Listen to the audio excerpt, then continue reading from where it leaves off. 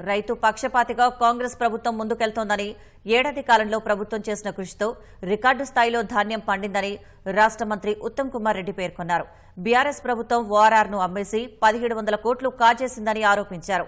10 ఏళ్లుగా ఒక్క ఉద్యోగం కూడా ఇవ్వని కేసీఆర్ ఏడాదిలో 50,000 ఉద్యోగాల భర్తీ చూసి ఓర్వలేకపోతున్నారని విమర్శించారు. ప్రతి నియోజకవర్గంలో సమీకృత పాఠశాలలు ఏర్పాటు చేస్తున్నట్లు తెలిపారు. నెలాఖరు నాటికి ఇందిరమ్మ ఇల్లు, సంక్రాంతి నాటికి రైతు భరోసా ఇస్తామని హామీ ఇచ్చారు.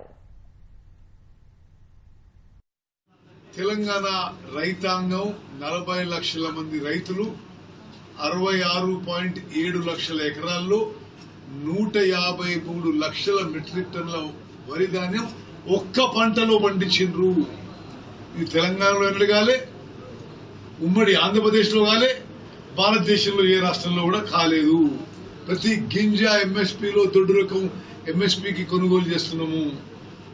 సన్న రకాలకి ఒక విప్లవాత్మక మార్పు తీసుకొచ్చి 500 రూపాయలు అదనంగా ప్రతి గింజ సన్న రకాలకి మేము ఇవ్వడం జరుగుతుంది.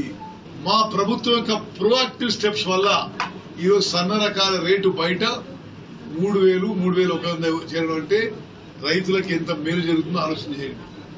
తెలంగాణ రైతాంగానికి ఈ వరి పంట వల్ల 35 నుంచి 40 వేల కోట్ల ఆదాయం మరి సమకూర్చబడిందంటే ఎంత అద్భుతంగా మా ప్రభుత్వం, ఎంత రైతు పక్షపాతంగా మేము ముందుకు పోతున్నామో చాలా స్పష్టంగా అర్థమవుతుంది.